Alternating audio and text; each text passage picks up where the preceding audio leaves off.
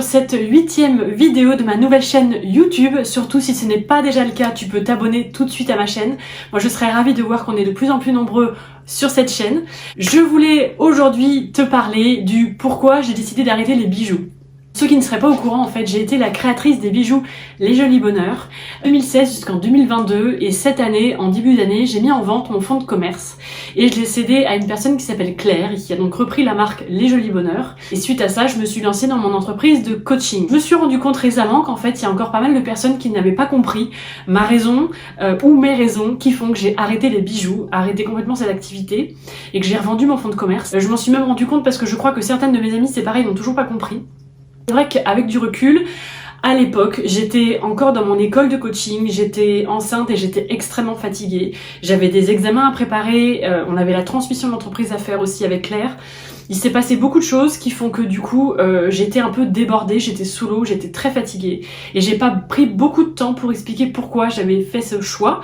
Donc je souhaite quelques mois plus tard revenir là-dessus pour que ce soit clair pour tout le monde. Et aussi pour qu'on parle du fait de changer de cap, changer d'horizon, prendre des décisions et accepter que les choses se terminent. Alors pour revenir un petit peu sur l'histoire des Jolis Bonheurs, en fait en 2014 je me suis mariée, ça a été l'été, un des étés les plus merveilleux de ma vie et juste après en fait j'ai commencé un burn-out qui s'est installé tout doucement dans ma vie, dans mon corps aussi et donc j'ai parti en arrêt maladie à partir de mars 2015 donc pendant plusieurs mois je travaillais mais j'étais vraiment très très mal, je rentrais chez moi j'étais épuisée, autant vous dire que j'allais très très mal et à partir du moment où j'ai décidé de me mettre en arrêt maladie parce que vraiment je n'en pouvais plus, c'est là que j'ai commencé une dépression. J'étais en arrêt maladie à la maison, j'avais plus de travail, j'attendais une rupture conventionnelle, j'allais très mal, j'étais en dépression, j'étais épuisée et j'ai cherché à faire des choses qui me faisaient du bien et c'est à ce moment-là que j'ai retrouvé le plaisir de faire des choses manuelles. J'ai toujours été très manuelle, j'ai toujours fait des bracelets brésiliens, j'ai toujours fait plein de choses avec mes mains, ma mère m'a beaucoup initiée à ça et c'est vrai que donc naturellement pendant mon arrêt maladie je me suis mise à faire deux choses, à faire de la couture parce que j'avais toujours rêvé de faire de la couture et à faire des bijoux. C'est là que la première aventure de bijoux est née. J'ai lancé une marque de bijoux qui s'appelait Âme Sœur Création. Je l'ai pas fait toute seule, je l'ai fait avec ma sœur, qui elle faisait des bougies aussi à l'époque. Et pendant un an, en fait, on a rodé cette aventure. Moi, j'ai commencé à faire de plus en plus de bijoux, à en vendre de plus en plus. On a pris nos marques jusqu'au jour en 2016 où on a décidé de chacune continuer de son côté pour mieux développer chacune notre propre marque. Et donc c'est là que en 2016, j'ai lancé Les Jolis Bonheurs. Le même été, en fait, où on a pris cette décision avec ma sœur de se séparer, moi j'ai eu une énorme prise de conscience écologique. J'en parle parce que vous verrez, en fait, ça explique aussi beaucoup de choses de mon choix d'arrêter les bijoux. J'ai eu une prise de conscience écologique énorme. Tout cet été-là, avec mon chéri, on a vu tout un tas de reportages, de vidéos, enfin on s'est renseigné sur plein de choses et en fait on s'est rendu compte de ce que la planète était en train de devenir. Dans cette optique-là qu'on a pris la décision de devenir végétarien, donc l'été 2016. Et c'est aussi dans cette optique-là que à la rentrée, à partir du mois de septembre, on a mis en place plein de choses dans notre vie pour commencer un peu à faire notre colibri, à faire notre part des choses par rapport à l'écologie, parce que ça nous a tellement fait mal au cœur de comprendre ce qui se passait sur la planète, qu'on s'est dit qu'il fallait qu'on passe à l'action pour pas tomber dans une forme de déprime, qu'on mette des choses en place pour se sentir actif et essayer d'avoir l'impression qu'on pouvait changer les choses. Donc on a commencé cette prise de conscience écologique et surtout cette mise en place d'action dans notre vie de tous les jours. Et en même temps, cet été-là, j'étais dans la préparation de cette marque Les Jolis Bonheurs, donc en l'ombre, j'ai envie de dire, je préparais le nom, je préparais mon site, je préparais la nouvelle gamme de produits. Je me rappelle m'être posée avec mon chéri et lui dire, écoute, j'ai un problème parce que on a cette prise de conscience écologique qui est viscérale, qui fait qu'on est en train de mettre plein de choses en place dans notre quotidien pour essayer d'aller dans le sens de la planète. Et moi, en parallèle, je suis en train de créer une marque de bijoux fantasy. Le principe des bijoux fantasy, c'est qu'ils vont pas durer toute la vie. C'est des choses qui sont des bijoux qui sont éphémères. Je vais créer des nouveautés tous les mois. Donc je vais produire des choses nouvelles, je vais produire des objets qui sont pas recyclables. Et qu'est-ce qu'on fait de tout ça en fait? Comment je peux être en même temps très impliquée dans ma vie personnelle sur le sujet écologique et en lancer une entreprise de bijoux fantasy qui n'est a priori pas très écologique? Donc j'ai eu vraiment la question de du coup, est-ce que j'y vais? Parce que vraiment, moi par rapport à mon besoin de faire des choses pour la planète, c'était vraiment en contradiction totale. Sauf que j'avais quand même ce rêve depuis des années de créer cette marque de bijoux. Pourquoi? Parce que j'ai toujours été passionnée de bijoux, j'ai toujours beaucoup aimé faire des choses avec mes mains, donc ça a été une évidence pour moi quand j'étais dans mon arrêt maladie, que une de mes perspectives pour créer mon entreprise, c'était de créer une entreprise de bijoux. La question s'est pas posée 15 fois, je suis passionnée de bijoux depuis que je suis toute petite, c'est quelque chose qui me rend zinzin, les bijoux, je pense que ça se voit, j'en porte tous les jours, j'aime ça, j'aime l'histoire qu'on leur apporte, j'aime la symbolique qu'elles peuvent amener dans notre vie, j'aime la transmission qu'on peut faire aussi des bijoux, j'aime l'histoire qu'il peut y avoir derrière un bijou, derrière une bague de fiançailles par exemple. Donc j'aime vraiment beaucoup les bijoux. C'était évident pour moi que ça me passionnait tellement qu'il fallait que je crée une marque. Mais voilà, encore une fois, cette conscience écologique qui me disait mais dans quoi tu t'apprêtes à rentrer en fait? Est-ce que c'est pas à l'inverse de ce que tu essayes de faire? J'essayais de rentrer dans une vie un petit peu plus sobre, un petit peu plus responsable. Mes achats, j'essayais de les faire le plus éthique possible. Donc moi je me suis dit, oh certes c'est vrai que c'est moi qui vais les fabriquer dans mon atelier en France, mais les matières premières je sais très bien qu'elles viennent de l'étranger. Les perles et les pierres ça vient de l'étranger, donc qu'est-ce que je fais? Vraiment parler un soir avec mon mari en mode est-ce que je fais pas marche arrière tout de suite? Est-ce que j'arrête pas le train avant de le lancer? Parce qu'elle ne coche pas la case écologique dans mes valeurs. Et Marie m'a dit à juste titre, écoute, je crois que t'es pas obligé d'avoir des rêves qui cochent toutes les cases, donc va jusqu'au bout de ce rêve qui était d'avoir ta marque de bijoux, de te faire connaître sur Instagram et d'en vivre. T'as des choses à apprendre de ça, t'as des choses qui vont te faire grandir, et tant pis si ça coche pas toutes les cases, surtout que lui me trouvait très exigeante parce qu'il m'a dit mais tu penses que c'est pas écologique, mais s'il y avait que des marques de bijoux qui étaient faites en France par une petite créatrice française et dans des quantités raisonnables, c'est pas ça qui poserait problème à la planète en fait. Le problème c'est la surconsommation, c'est les grandes marques qui nous vendent plein de choses dont on n'a pas besoin et qu'on va même pas porter. Il m'a dit écoute, là je pense vraiment que c'est toi qui as une exigence trop élevée par rapport à ta conscience écologique, donc accepte l'idée que c'est déjà très bien d'avoir une marque française, même peut-être une partie des choses qui sont pas faites en France, mais à partir du moment où les matières premières arrivent en France, ton soudeur il est en France, ton doreur il est en France, tes packaging ils viennent de France, toi tu réalises ensuite tous les bijoux à la main dans ton atelier en France, donc malgré tout ton empreinte carbone quand même par rapport à d'autres marques de bijoux où tout est fait à l'étranger, c'est quand même beaucoup plus propre. Vas-y parce que toi qui es un peu trop exigeante par rapport à l'image que tu te faisais d'une marque écologique. Et en plus, il me disait à juste titre, peut-être que pour l'instant, tu n'arrives pas à faire des choses qui te satisfont au niveau écologique, mais peut-être qu'à force d'être dans le métier, tu vas découvrir des choses que tu vas pouvoir mettre en place pour avoir une marque qui est de plus en plus écologique. Donc voilà comment j'ai commencé l'aventure. J'avais pas écouté les conseils de mon mari, je pense que moi je n'aurais peut-être pas lancé les Jolis Bonheurs. Ça aurait été dommage parce que ça a été une très belle histoire, parce que donc voilà, au bout de 2 ans, moi j'ai réussi à en vivre, j'ai tout donné, et pendant 2 ans j'ai découvert le métier, parce que j'ai découvert aussi que le métier c'était pas juste faire des bijoux avec mes mains, parce que moi c'était le fantasme un peu et le rêve utopique que j'avais dans ma tête, mais en fait c'est pas que ça, c'est faire beaucoup de communication sur les réseaux pour se faire connaître. Parce que quand on arrive, personne nous attend, personne n'a besoin d'acheter chez nous, donc c'est à nous de nous faire connaître, de prouver aux gens qu'on a des beaux produits, qui sont de qualité, qui valent la peine. J'ai commencé à découvrir ce que c'était que de devoir communiquer sur les réseaux sociaux, que de devoir aussi avoir un produit qui est dans la case mode, donc ça veut dire aussi jouer le jeu des codes de la mode, parce que les bijoux ça va aussi avec les vêtements, ça va aussi avec un joli visage, etc. Donc j'ai commencé à vouloir organiser des shootings photos avec des mannequins professionnels, avec un photographe professionnel. J'ai contacté des marques de vêtements pour faire un partenariat pour notre premier shooting. Donc j'ai découvert plein de choses que je n'avais pas imaginé quand j'ai lancé ma marque. J'ai découvert aussi qu'il fallait se faire connaître en contactant des influenceuses pour faire du placement de produits. Donc moi je faisais des partenariats qui n'étaient pas rémunérés, mais la rémunération qu'elles avaient c'était des produits en fait que je leur offrais. Et elles offraient aussi des produits à leur communauté via des jeux concours. Donc ça c'est tout un tas de casquettes de mon métier que j'avais pas anticipé, sur lequel je m'étais pas du tout projetée, sur lequel pour être très honnête avec vous, je me suis pas du tout épanouie. Parce que travailler avec des influenceuses dans une petite partie des cas ça c'est extrêmement bien passé, je suis tombée sur des femmes avec un grand cœur, avec vraiment une envie de vouloir aider des marques à se faire connaître. J'ai rencontré des personnes formidables que j'ai beaucoup aimées, mais j'ai aussi rencontré des influenceuses avec lesquelles ça s'est mal passé, j'ai découvert l'envers du décor, et ça n'a pas toujours été évident, et ça s'est pas toujours très bien passé. J'ai découvert aussi que respecter les codes de la mode sur Instagram, c'est très contraignant. Là, c'est devoir aussi mettre en avant le look du jour, donc c'est montrer tous les jours des bijoux différents, avec des vêtements différents, et c'est quelque part dans mes valeurs, encore une fois, en plus si je raccroche ça par rapport à l'écologie, c'est pas comme ça que je fonctionne. Moi quand je porte des bijoux, vous avez dû remarquer depuis que j'ai arrêté d'en vendre, moi je porte toujours les mêmes, mais c'est vrai que vu qu'il faut vendre un petit peu tous les bijoux, il faut changer de bijoux un petit peu tous les jours. C'est une petite partie du job qui me plaisait pas, qui était pas très importante, mais c'est vrai que voilà, c'était pas comme ça que moi j'aimais m'attacher aux bijoux, que j'aimais les porter. Les 2 premières années de mon métier m'ont fait réaliser qu'en fait il y avait plein d'autres aspects de mon métier avec lesquels je ne résonnais pas, qui ne vibraient pas chez moi du tout. Et c'est aussi pour ça que j'avais beaucoup de mal à le faire, c'est parce que c'était pas naturel chez moi, c'était pas une zone de talent chez moi que de faire des belles photos, que de trouver des partenariats avec des photographes, des mannequins, etc. Même, je vais vous dire franchement, même gérer des mannequins en shooting, j'ai pas su le faire du tout. C'est des personnes qui ont besoin d'être drivées, encadré, etc. Et en fait, moi, j'ai pas du tout une fibre artistique au niveau de la photo, donc j'ai très mal géré la chose. Donc c'est pour ça qu'après, les shootings photos, je les ai fait moi-même avec une photographe. Et pour autant, alors ça a été bénéfique quand même dans le sens où ça m'a permis de faire un travail sur moi par rapport à mon image, le fait de s'accepter, d'apprendre à m'aimer, etc. C'était très bien.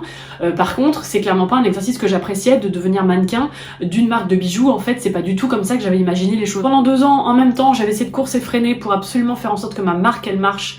Parce que le but, c'était que je puisse me payer mon salaire tous les mois. Et en même temps, cette découverte où je me suis rendu compte qu'en fait, il y avait quand même une grosse partie du boulot qui ne me plaisait pas.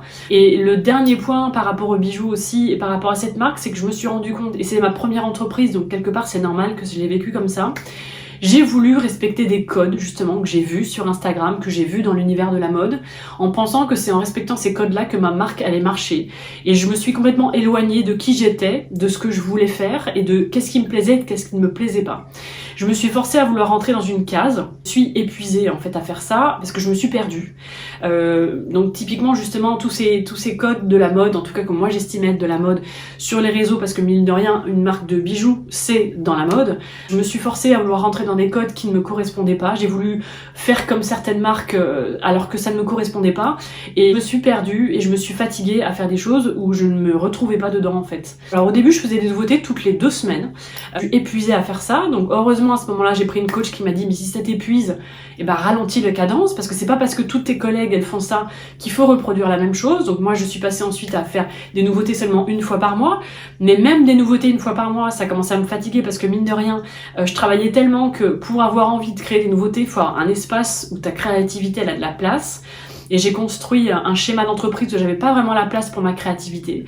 Et je pense que je me suis un peu dégoûtée de mon métier à vouloir absolument rentrer dans une case qui ne me correspondait pas. Je ne me suis pas autorisée à faire les choses à ma manière depuis le début de cette marque. Pourtant j'ai pris ma coach qui m'a aidé beaucoup pendant 1 an et demi, parce que j'ai quand même été coachée pendant 1 an et demi, et ma coach Marjo m'a aidé à déconstruire tout ça, justement à me dire mais non mais fais les choses comme tu le sens. Donc j'ai refait mon logo avec mes envies, j'ai refait les packaging avec mes envies. C'est vrai qu'en tout cas sur la cadence des ventes, sur le fait de faire des photos tous les jours, de faire des posts tous les jours, de faire régulièrement des nouveautés, etc. et de beaucoup parler des bijoux tous les jours, de les montrer tout le temps pour donner envie aux clientes d'acheter, parce que c'est quand même aussi ça l'objectif, c'est que derrière les clientes elles passent commande. Je suis épuisée en fait et je me suis, je pense, dégoûtée de ce métier, et c'est pour ça que j'ai commencé le coaching avec cette résolution que c'est hors de question que je me dégoûte encore une fois du métier qui à la base me passionnait, juste parce que je me suis éloignée de moi et que j'ai voulu trop respecter des codes ou des cases que je pensais qu'il fallait respecter. Donc je fais les choses à ma manière, je me mets pas de pression et je fais les choses connectée avec mon plaisir et mes envies. Et c'est ce qui, je pense, fait qu'à la fin, je me suis vraiment dégoûtée de mon métier de créatrice de bijoux. C'est que je me suis complètement déconnectée de mon plaisir. Alors pas complètement, c'est pas vrai, parce que dès que je lançais des nouveautés, dès que je créais des nouveautés, là j'étais dans le kiff, et je pense que c'est pour ça que ça se ressentait quand j'en parlais sur les réseaux. Par contre, voilà, tout ce qui était faire des photos, faire des shootings, contacter des influenceuses, etc., je prenais plus aucun plaisir à ça. Faire des posts tous les jours non plus. Et devoir faire des nouveautés aussi tous les mois, alors que j'aurais préféré que ce soit ma créativité qui me guide et qui m'inspire, le rythme. C'est un peu vouloir contraindre ma créativité, alors qu'avec du recul, je trouve quand même que plus on contraint sa créativité, et moins elle est productive. Une des raisons qui font que j'ai voulu arrêter les bijoux, c'est ça. C'est que j'ai vraiment eu du mal à m'écouter, à faire les choses à ma manière.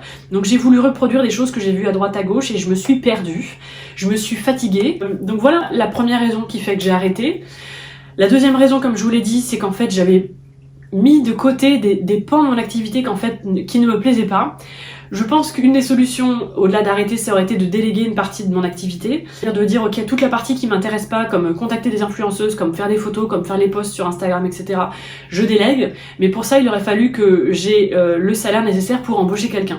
Et dans le calcul de mes tarifs, vu que j'avais toujours décidé que je serais toute seule, les tarifs de mes produits, c'était des tarifs qui n'incluaient pas un deuxième salaire, en fait. Donc j'avais beau vendre des bijoux, dans cette vente, j'avais pas le bénéfice nécessaire pour pouvoir embaucher quelqu'un d'autre. Donc ça, c'est une deuxième erreur que je fais en sorte de ne pas reproduire dans mon autre entreprise de coaching.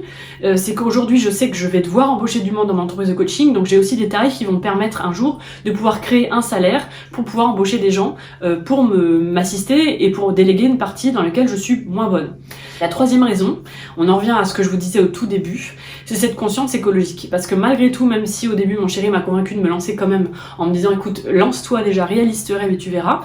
Au bout des 2 ans, quand mon rêve il s'est réalisé et que j'ai réussi à me verser un salaire, cette question de sens, qu'est-ce que je fais par rapport à la planète, elle est revenue en trombe en fait. Je me suis dit ok, donc je me verse mon salaire, mais qu'est-ce que je fais en fait? Sinon je ne fais que polluer la planète avec des bijoux qui sont pas pérennes dans le temps, parce que ça reste du bijou fantaisie, qui sont pas recyclables. Donc en fait je suis en train de créer des déchets un petit peu tous les jours. Ça, je vivais très très mal. Alors encore une fois, certes, ce sont des bijoux que je soudais en France, que je faisais dorer en France, que j'emballais et que je montais dans mon atelier. Mais malgré tout, le fait de savoir que mes matières premières venaient de l'étranger, je le vivais très très mal. Je créais beaucoup de déchets dans le fait de recevoir tout ça, emballer, etc.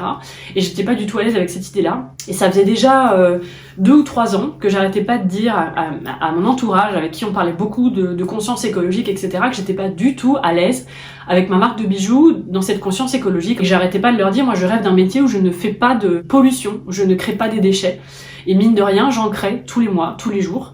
Donc j'étais vraiment pas bien avec ça, je vivais de moins en moins bien. Moi qui pensais que si vous voulez, avec le temps, ça allait s'améliorer et que j'allais réaliser quand même que ce que je faisais, c'était une belle démarche déjà, qui était pas parfaite, mais qui était déjà bien.